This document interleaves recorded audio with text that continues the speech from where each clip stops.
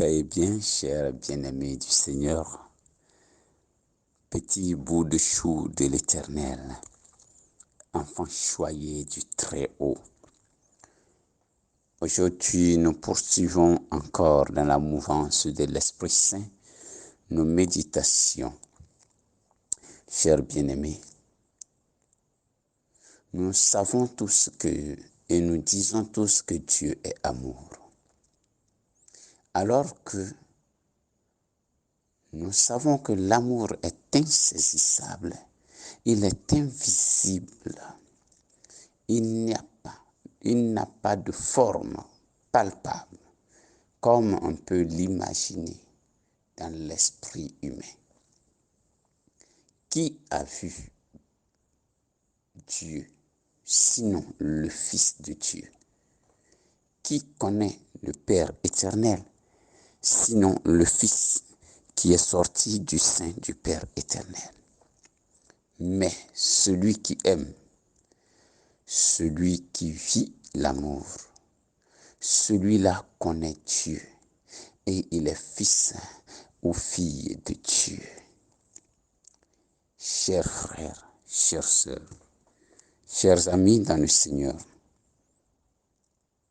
l'amour de Dieu s'est manifesté à nous et a vécu parmi nous. L'amour a pris un visage, l'amour s'est donné un nom et nous a révélé ce visage. C'est Jésus-Christ qui nous dit, qui me voit le Père. Et si Dieu est amour, et l'amour est Dieu, et que Dieu est devenu homme en Jésus-Christ, alors Jésus est l'amour incarné. Je comprends donc, chers frères et sœurs, et je veux que nous comprenions donc aujourd'hui ce qui était voilé aux yeux des hommes des temps anciens, je veux dire de l'Ancien Testament, s'est dévoilé à nous, car ces hommes des temps anciens n'avaient pas encore la plénitude de la révélation de Dieu. Je comprends donc dans ce sens, et nous pouvons comprendre pourquoi la parole de Dieu qui a été transmise par la Bible aux hommes faisait l'instante et la pressante recommandation de ne se faire aucune représentation concrète de Dieu. Personne n'avait vu Dieu.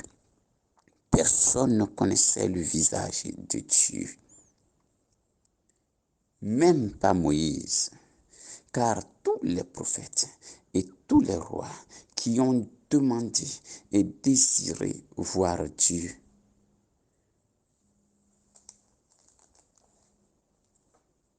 la réponse était bien claire. Nul ne peut voir Dieu face à face et vivre. Nul ne pouvait voir la face de Dieu et avoir la vie sauve. Souvenez-vous, même Moïse n'a pas vu Dieu face à face. Élie n'a pas vu Dieu face à face. Et donc, on ne peut représenter ce que nous ne connaissons pas vraiment, ce que nous n'avons pas vu.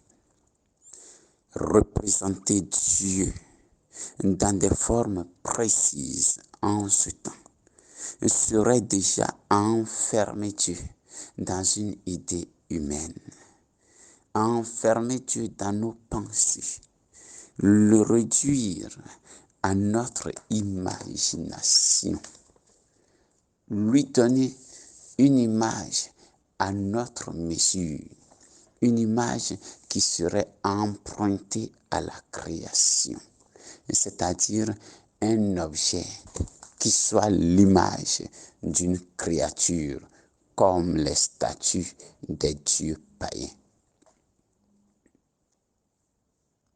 Alors, aujourd'hui,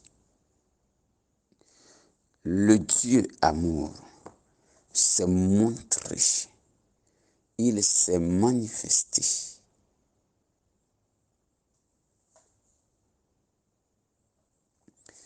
Il s'est donné un visage et s'est fait connaître à nous. La seule représentation de Dieu qui est amour, qui ne soit pas empreint d'un mensonge, qui ne nous induise pas en erreur, est celle de Jésus-Christ, Fils de Dieu, l'amour de Dieu incarné, Dieu fait homme. Il est à jamais l'image de son Père, la véritable image de Dieu, la vérité sur Dieu, c'est Jésus. Il dit, qui me voit, voit le Père, en Jean chapitre 12, verset 45. Jésus-Christ est le Verbe fait chair. Il est la révélation parfaite, pleine et effective de Dieu, offerte à notre intelligence humaine, que nous pouvons appréhender. De l'unique Dieu qui est amour, voici la représentation parfaite, le visage de Jésus. Enfin, Dieu amour échappe de ce fait à toute autre représentation que celle du Fils de Dieu amour fait homme, qui le représente, c'est-à-dire qui le rend présent à chaque instant, à chaque moment à l'homme. Voir Jésus, c'est voir l'amour de Dieu manifesté pour l'homme. Représenter Jésus, l'introniser dans son cœur, dans sa maison, c'est accueillir Dieu chez soi, l'amour de Dieu chez soi qui transforme nos vies et qui nous demande fidélité et adhésion. Et le mot Fils de Dieu, le mot Fils dans ce cadre, appliqué à Dieu, qui est l'invisible, qui est l'incommunicable, qui est insaisissable, signifie engendré par l'esprit d'amour. Et non, Fils vu comme la descendance selon une lignée humaine. Car le Fils de Dieu est engendré et non pas créé. L'homme est créé à l'image de Dieu et à sa ressemblance. Mais Dieu est engendré par l'esprit d'amour et n'est pas né d'une relation humaine. Il est né par l'esprit sous l'action de l'esprit et il s'est fait homme. Alors, quand nous lisons dans le chapitre 20, oui, chapitre 20 à partir du verset 4, nous lisons en Exode que nous ne devons pas représenter ce qui est dans le ciel, sur la terre et sous la terre. Oui, c'est normal parce que nous n'avons aucune connaissance parfaite de ce qui est au ciel et ce qui est sur terre que nous n'avons pas encore vu et ce qui est sous terre ou dans les eaux que nous ne connaissons pas. Nous ne pouvons représenter parfaitement et sans imagination, sans mêler le mien là-dedans, que ce que nous avons connu, nous avons vu distinctement et clairement. Jésus, nous l'avons vu. Voilà pourquoi nous avons des représentations de Jésus. Sur la croix, nous l'avons contemplé. Dans la crèche, nous l'avons contemplé. En prédication, nous l'avons vu. Qui a une fois représenté le visage du Père? Personne n'a jamais vu le visage du Père.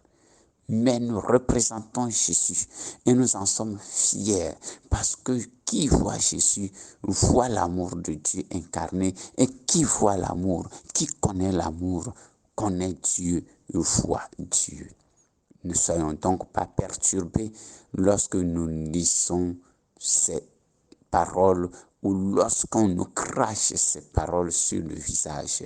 Il faut entrer dans la compréhension et dans la mouvance de l'esprit pour décrire ces choses à ces personnes, pour sortir les esprits de leur étroitesse, pour qu'ils s'ouvrent à la grandeur de la condition humaine, à la grandeur de la vie de Dieu, de la vision de Dieu.